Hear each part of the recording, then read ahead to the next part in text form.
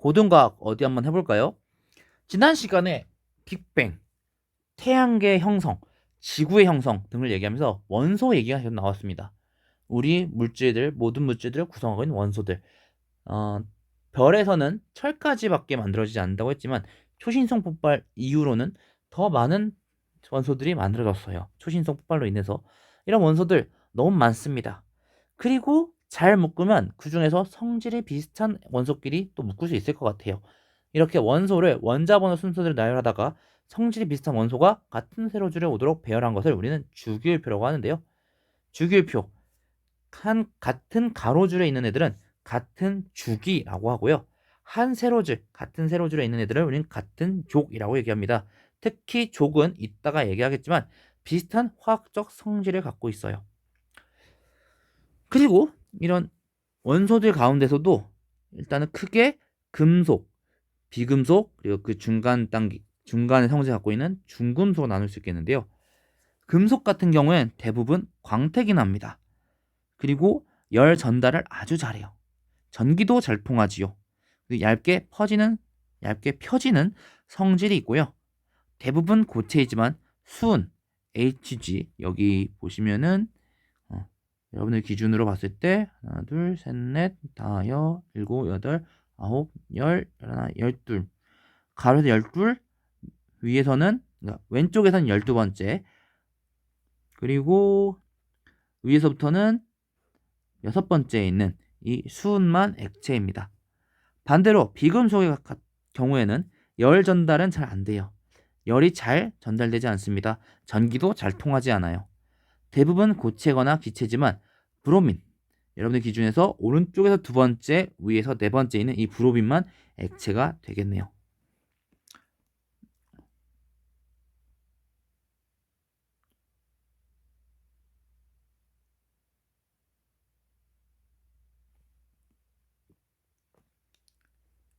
앞서 족에 대한 얘기를 했는데요.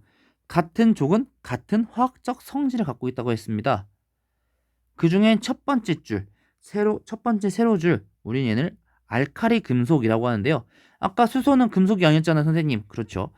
알카리 금속 1족 중에 수소를 제외한 원소들을 말합니다. 모두 실온에서 고체 상태가 되겠고요. 밀도가 낮습니다. 은백색의 광택도 나고요. 물은 성질을 갖고 있어요. 반응성이 큰데요. 산소나 물과도 반응할 정도로 굉장히 반응성이 큽니다. 반대쪽으로 가볼까요? 17족 원소들, 할로젠이라고 부르는데요. 모두 비금속이고요. 색깔에 띕니다. 반응성이 높아서 다른 원소랑도 잘 반응해요.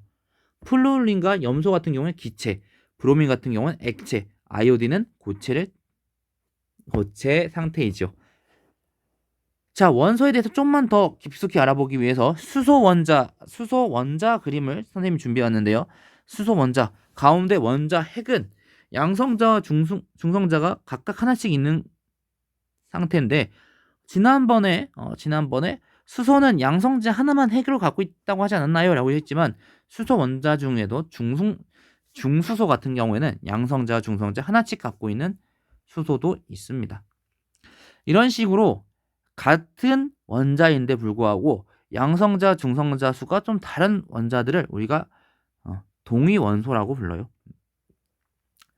아무튼 그래서 수소 이 원자 같은 경우에는 가운데는 플러스 1 전하를 띠고 있고 전자는 마이너스 1 전하를 띠고 있습니다.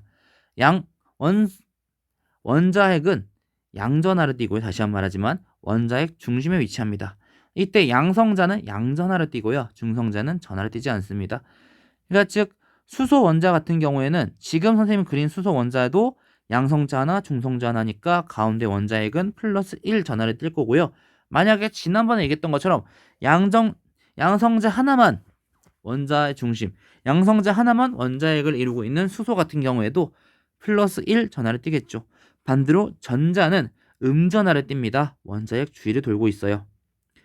이때 지난번에 얘기했던 것처럼 원자핵 주위에는 전자가 돌고 있는 특정한 에너지 준위 궤도가 있습니다. 특정 궤도만 돌고 있어요. 우리가 이걸 전자 껍질이라고 얘기하고요.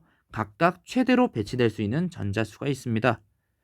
그렇기 때문에 가장 바깥 전자의 껍질에 들어있는 전자수는 정해질 거예요. 각각 첫 번째 전자껍질, 두 번째 전자껍질 정해진 전자수가 있다 보니까 바깥 전자껍질에 몇 개가 들어가는지 그거는 아무리 다른 원소들이라도 같은 애들이 있겠죠. 이 가장 바깥 전자껍질에 들어있는 전자를 우리가 원자가 전자라고 부르고요. 얘가 화학적 성질을 결정합니다. 즉, 총 전자수는 다르더라도 각각 최대로 바깥에 있는 전자껍질 수는 같을 수 있겠죠. 즉, 같은 족 원소는 원자가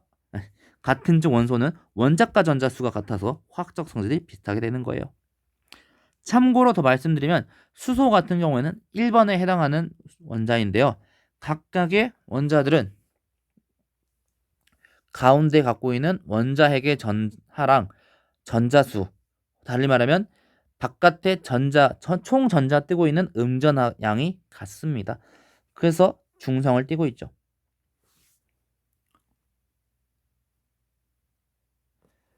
얘기가 나온 김에 아까 가장 바깥쪽 원자가 전자를 얘기하면서 또한 최대 각각의 전자 껍질이 최대로 찰 수 있는 전자 개수가 있다고 했는데요. 이런 최대 전자 개수를 다 꽉 채운 바깥의 원자가 전자마저도 최대 전자 껍질을 다 채우고 있는 이런 원소들이 비활성 기체들이 되겠습니다. 18쪽 원소들이고요. 반응성이 작아요. 안정합니다. 왜냐? 가장 바깥의 전자 껍질까지도 가득하거든요. 그래서 화학 결합을 하지 않습니다. 헬륨 같은 경우에는 가운데 원자핵의 전하가 플러스 2, 바깥쪽에 전자가 2개 있네요. 마이너스 2. 모든 전자를 다 가득 채웠습니다. 네온 같은 경우에는 플러스 10, 10번째 원소인데요. 첫 번째 전자 껍질 2개를 다 채웠고요. 바깥쪽에 8개를 다 채웠네요. 아르곤 18번째, 18번째 원소입니다. 첫 번째 전자 껍질 2개, 그 다음 8개, 바깥에도 8개. 모든 전자 껍질을 다 채우고 있어요.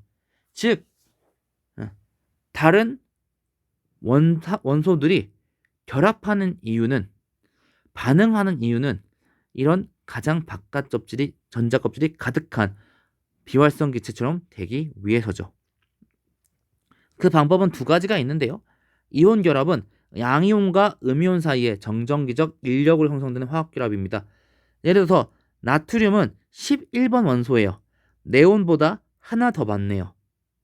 네온보다 하나 더 많다 보니까 바깥에 원자가 전자가 하나 있겠습니다. 반대로 17번 염소 같은 경우에는 아르곤보다 하나가 없네요. 얘가 안정해지려면 하나를 어디선가 받아오는 게 좋겠죠. 나트륨 같은 경우는 어디선가 하나를 줘버리는 게 낫겠고, 염소는 하나를 받는 게 비활성 기체랑 같아지는 모양이 될 겁니다. 다만 아까도 말씀드렸다시피 원자핵과 기본적으로 원소는 원자핵의 전하량과 바깥의 전자의 총 전하량이 같아요.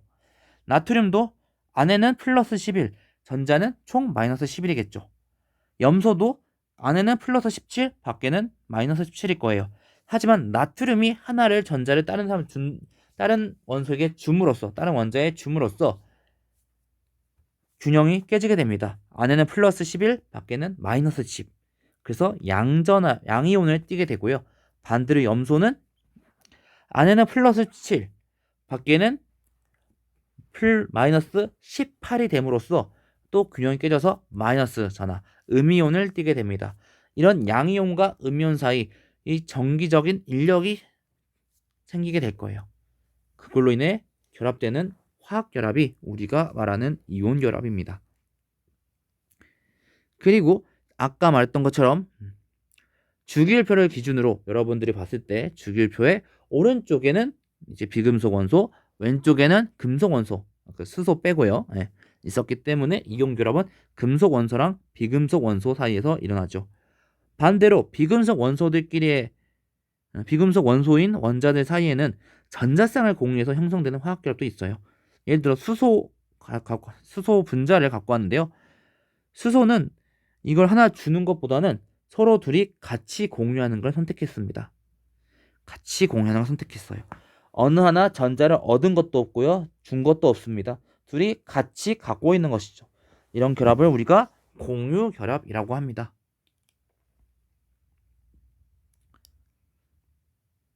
이런 결합으로 이런 결합으로 인해 만들어진 우리 주변의 다양한 물질들을 봐볼게요.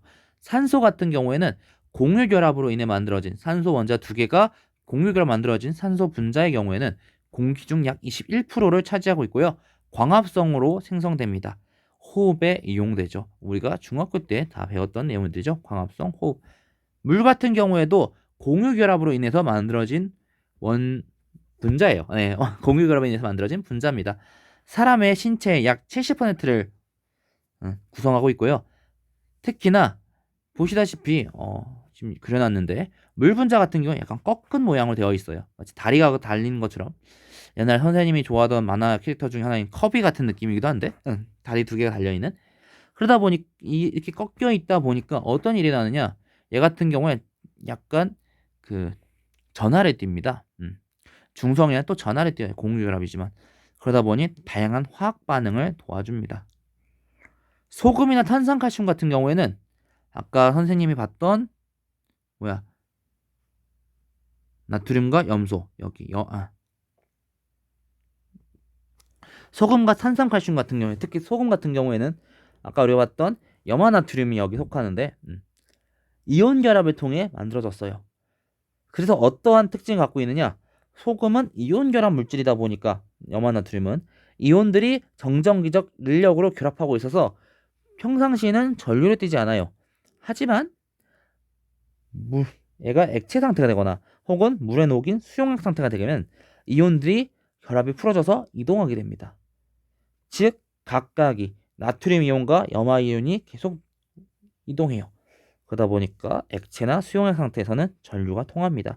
설탕 같은 경우에 좀 비교를 위해 설탕을 얘기해주면 설탕은 공유결합 물질이에요. 그래서 이러한 액체 상태나 수용액 상태에서 전류가 통하지 않습니다. 이러한 여러 가지 물질들 과연 어떠한 또 물질들을 만들어낼까요? 다음 시간에 또 보겠습니다. 그럼 다음 시간에는 과학 어디부터 한번 볼까요?